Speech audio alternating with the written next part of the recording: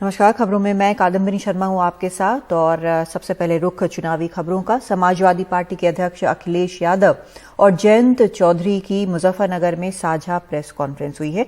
करीब 3 घंटे देरी से पहुंचे अखिलेश यादव ने आरोप लगाया कि उन्हें यहां आने से रोकने की कोशिश की गई। अखिलेश ने कहा कि किसानों के लिए सपा और आरएलडी मिलकर लड़ते रहेंगे और चौधरी चरण सिंह, महेंद्र सिंह टिकैत और मुलायम सिंह की विरासत को मिलकर आगे बढ़ाएंगे और सत्ता में आए तो किसानों, बेरोजगारों और नौजवानों के सारे मुद्दे तेजी से हल किए जाएंगे।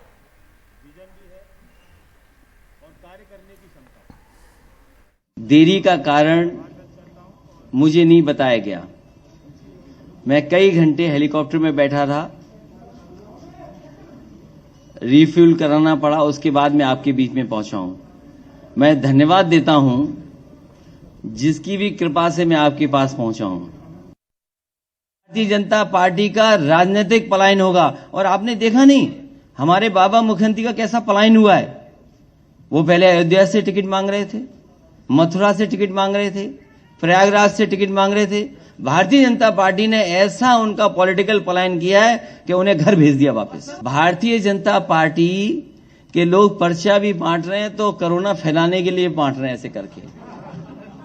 उन्हें ये नहीं पता इलेक्शन कमीशन को ऐसे लोगों को एकदम रोक देना चाहिए जो ये भूल गए हों कि कोरोना फैलता कैसे है। मुझे खुशी है यहां जितने भी पत्रकार बैठे हैं और हम लोग सब जो इलेक्शन कमीशन की गाइडलाइन है उसका पालन कर रहे हैं। इससे पहले समाजवादी पार्टी के अध्यक्ष अखिलेश यादव ने दिल्ली से मुजफ्फरनगर के लिए हेलीकॉप्टर से उड़ान भरने के पहले ये गंभीर आरोप लगाया कि जानबूझकर उनके हेलीकॉप्टर को रोका गया। उन्हें मुजफ्फरनगर में राष्ट्रीय लोकदल के अध्यक्ष जयंत चौधरी के साथ प्रेस कॉन्फ्रेंस को संबोधित करना था, जिसमें जानबूझकर बाधा डाली गई।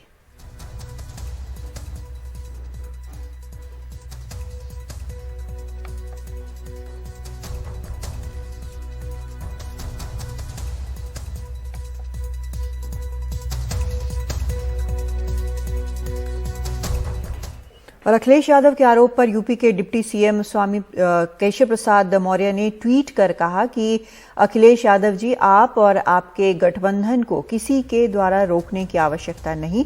जनता ने रोकने का फैसला 2014 में कर दिया, आज भी कायम है। नौटंकी बंद करके 10 मार्च को वोट की गिनती, 11 मार्च को सैफई जाने की तैयारी करें। 4 घंटे में नहीं 40 मिनट में मेरठ पहुंचने वाला तैयार है।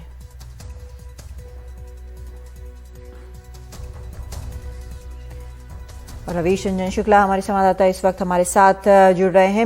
रवीश, काफी देरी से शुरू हुई ये प्रेस कॉन्फ्रेंस, साझा प्रेस कॉन्फ्रेंस, लेकिन हो गई आखिरकार? जी बिल्कुल, क्योंकि 4 बजे प्रेस कॉन्फ्रेंस हुई तकरीबन जो है, और काफी डिले हुआ। तमाम सारे जो प्रत्याशी हैं वो दिन भर आज यहाँ पर बैठे रहे, अखिलेश यादव का इंतजार करते रहे। और कहीं न कहीं अखिलेश यादव का ये कहना है, अभी उन्होंने तमाम सारे आरोप लगाए। उन्होंने ये कहा कि जो बैलेट पेपर है उसको सरकारी अधिकारी दबाव बनाकर अपने पास रखना चाहते हैं। उनकी जो डिजिटल वैन है वो नहीं जो है वो चलने दे रहे हैं। तो ये सारे आरोप जो है वो कहीं न कहीं उन्होंने स्थानीय प्रशासन के ऊपर लगाए। उन्होंने ये भी कहा कि एक सुनियोजित षड्यंत्र उनके खिलाफ रचा जा रहा है ताकि चुनाव प्रचार कम कर सकें वो लोग। तो ये सारे आरोप लगाए। और ये भी उन्होंने कहा कि इस बार की हवा देखकर ये लग रहा है कि जिस तरीके से योगी आदित्यनाथ का एक राजनीतिक प्लान करके उनको गोरखपुर भेजा गया है चुनाव लड़ाने के लिए, उसी तरीके से बीजेपी का भी जो है वो राजनीतिक प्लान इस चुनाव में तय है। तो इस तरीके के तमाम सारे आरोप लगाए। अभी अखिलेश यादव का जो काफिला है वो मुजफ्फरनगर से मेरठ की ओर जा रहा है और उनके साथ में जयंत चौधरी हैं, अखिलेश यादव हैं, तमाम सारे जो स्थानीय नेता हैं वो भी मौजूद हैं।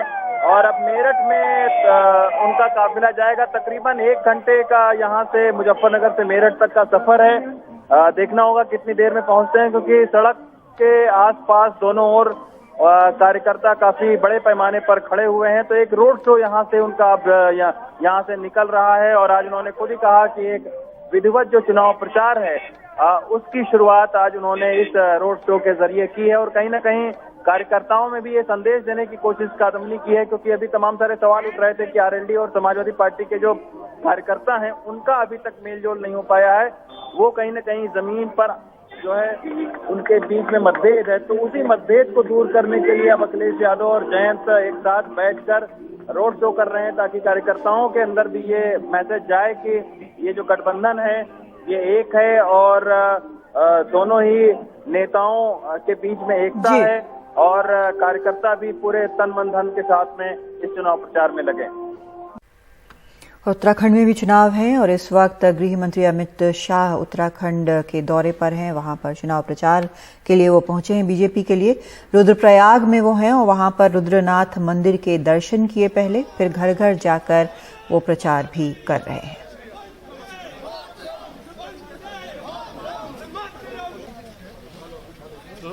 भैया आप आगे चलते रहो, डिस्टेंस कांग्रेस पार्टी दलित कल्याण की बात करती है, कांग्रेस पार्टी गरीब कल्याण की बात करती है, कांग्रेस पार्टी आंबेडकर जी के सम्मान की बात करती है। मैं कांग्रेस पार्टी को पूछना चाहता हूं, बाबा साहब आंबेडकर के देहावसान के बाद उनको भारत रत्न मिलने में इतनी देर क्यों? मैं कांग्रेस पार्टी को पूछना चाहता हूं कि गरीब के घर में, दलित के घर में आप उनके कल्याण की बात तो 70 साल तक करते रहे, गैस क्यों नहीं पहुंचा, बिजली क्यों नहीं पहुंची, शुद्ध पीने का पानी क्यों नहीं पहुंचा, शौचालय क्यों नहीं पहुंचा, उसको घर क्यों नहीं दिया गया? कांग्रेस की सरकारें विकास नहीं दे सकती, कांग्रेस की सरकारें स्कैम दे सकती है, कांग्रेस की सरकारें भ्रष्टाचार में प्रशासन दे सकती है। विकास मोदी जी के नेतृत्व में केवल और केवल भारतीय जनता पार्टी।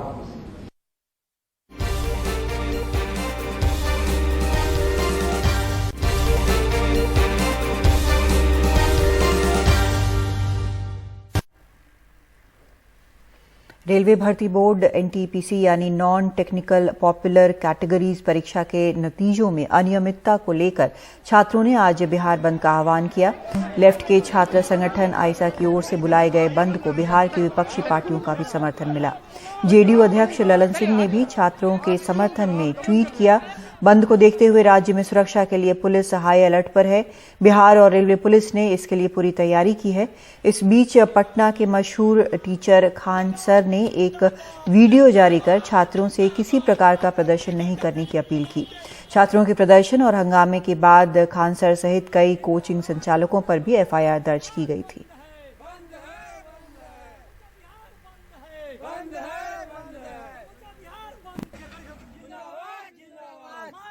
देखिए, सारे स्टूडेंट के लिए, जो भी रेलवे के स्टूडेंट है उनके लिए एक आवश्यक सूचना है। आपकी सारी मांगों को रखा गया है, हम आपकी सारी दुविधाओं को अब क्लियर करते हैं। देखिए, 28 जनवरी को किसी भी तरह के किसी भी प्रोटेस्ट में आप हिस्सा न लें, ये आपके लिए गलत साबित हो जाएगा। और 20 बार कहते हैं 28 जनवरी कोई भी प्रोटेस्ट, कोई भी हिंसा बर्दाश्त नहीं होगी। इस प्रोटेस्ट में हम या कोई भी टीचर साथ नहीं है आपके। 28 जनवरी का प्रोटेस्ट किसी भी स्टूडेंट या टीचर का नहीं है। बस हम बता दिए आपको, पढ़ाई कीजिए और आपका जो रेलवे बोर्ड बैठी है वो डिसीजन लेगी, क्योंकि इसमें पीएमओ, रेल मंत्री और प्रधानमंत्री भी इन्वॉल्व है। जो गलतियां हुई थी आरआरबी से हुई थी, आरआरबी को इसमें साइड कर दिया गया। 28 तारीख को शांति बनाए रखिए। हाथ जोड़ रहे हैं आप सभी लोग से।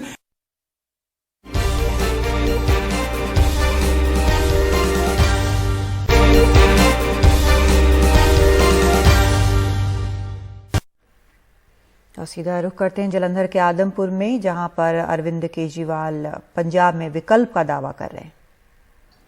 आज खुलेआम नशा बिक रहा है। क्यों बिक रहा नशा? क्योंकि नशा बेचने वालों के साथ सरकारें मिली हुई हैं, नौटंकी करते हैं। एक नौटंकी करके एफआईआर कर दी और चन्नी साहब खूब घूम रहे हैं, मैंने एफआईआर कर दी, मैंने एफआईआर कर दी। वो तो खुलेआम घूम रहा है। पकड़ा उसको? हिम्मत नहीं है इनकी पकड़ने की। ये सारे आपस में मिले हुए हैं। हमारी सरकार बनेगी तो ये जितना पूरा नेटवर्क है, सप्लायर जितने हैं, ये कोई एक दो नहीं है, कई 100 सप्लायर हैं पूरे पंजाब के अंदर। एक युद्ध स्तर के ऊपर इनको धरपकड़ की जाएगी। इनको सारों को पकड़ेंगे और जो अपने बच्चे नशा कर रहे हैं, इन बच्चों के लिए खूब सारे रिहेबिलिटेशन सेंटर बनाएंगे ताकि इनको नशे से बाहर निकाला जा सके। लेकिन केवल नशे से बाहर निकालने से काम नहीं चलेगा। इन बच्चों के लिए रोजगार पैदा करने पड़ेंगे। अगर इनके लिए रोजगार पैदा नहीं करे तो ये दोबारा नशे में चले जाएंगे। आपको कोई ऐसा बच्चा मिला जो नौकरी भी करता है और नशा भी करता है? नौकरी करने वाले के पास तो टाइम ही नहीं होता नशा करने का। तो जब तक हम नौकरी नहीं दिलाएंगे अपने बच्चों को, जब तक रोजगार नहीं दिलाएंगे, तब तक नशा भी खत्म नहीं हो सकता। अपने जितने बच्चे कनाडा चले गए, अपने को ऐसा पंजाब बनाना है कि सारे बच्चों को अपने को कनाडा से वापस लेके आना है। अब कनाडा भेजना नहीं है बच्चों को, उनको सबको वापस लेके आना है।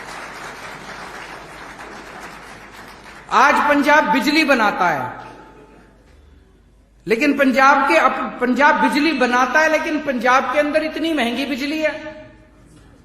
दिल्ली में हम बिजली नहीं बनाते, हम बाहर से खरीदते हैं, और फिर भी दिल्ली में बिजली मुफ्त है। क्यों? क्योंकि दिल्ली में ईमानदार सरकार है, अच्छी नीयत वाली सरकार है। दिल्ली में 24 घंटे बिजली मिलती है, पावर कट नहीं लगते, जैसे अभी किसान भाई ने बताया कि रात को 12 बजे 2 बजे उठना पड़ता है। दिल्ली में 24 घंटे बिजली मिलती है, फ्री बिजली मिलती है। पंजाब में भी करके दिखाएंगे, 24 घंटे बिजली मिलेगी, फ्री बिजली मिलेगी, पंजाब में भी मिलेगी। हो सकता है।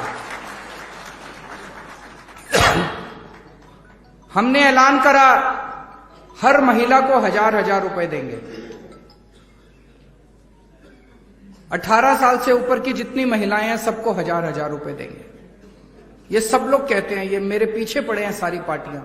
केजरीवाल तो सारा पैसा फ्री बांटता है, केजरीवाल तो सारा पैसा फ्री बांटता है। मैं पैसे घर नहीं ले जाता, मैं पैसे चोरी नहीं करता, मैं डाका नहीं डालता, मैं चोरी रोकता हूं, इनको चोरी नहीं करने देता।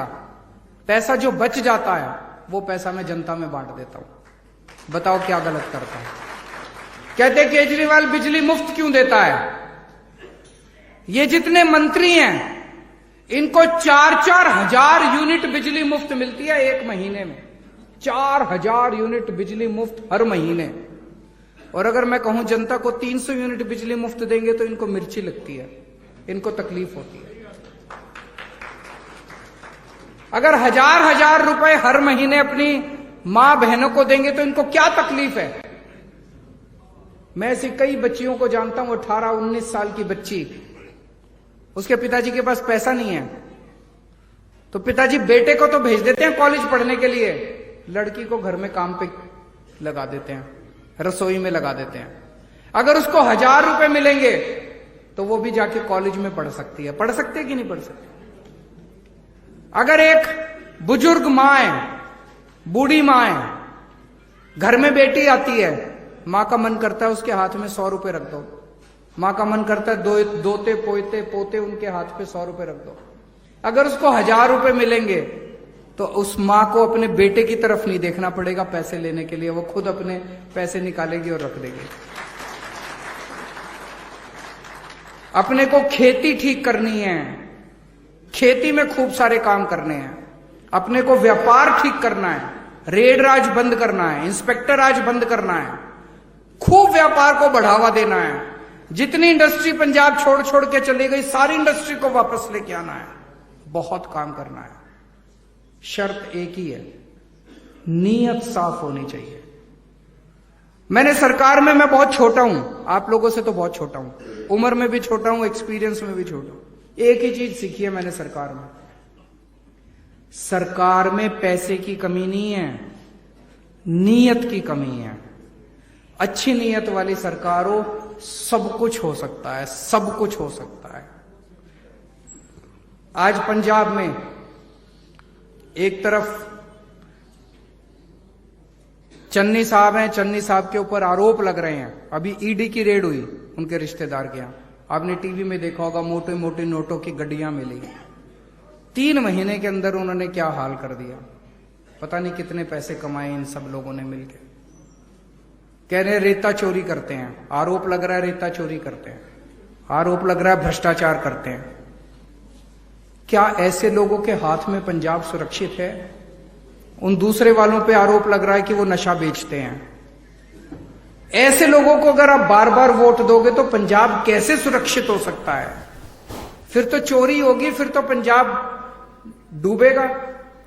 तो आप देख रहे हैं अरविंद केजरीवाल यहाँ पर पंजाब में चुनाव प्रचार में जुटे हुए हैं और मुफ्त बिजली का वादा इन्होंने किया है यहाँ पर और कई तरह के और नशे की बात भी वहाँ पर वो कर रहे हैं। तो कई चीज़ों को लेकर यहाँ पर प्रचार लगातार जारी है। एक छोटा सा ब्रेक लेते हैं।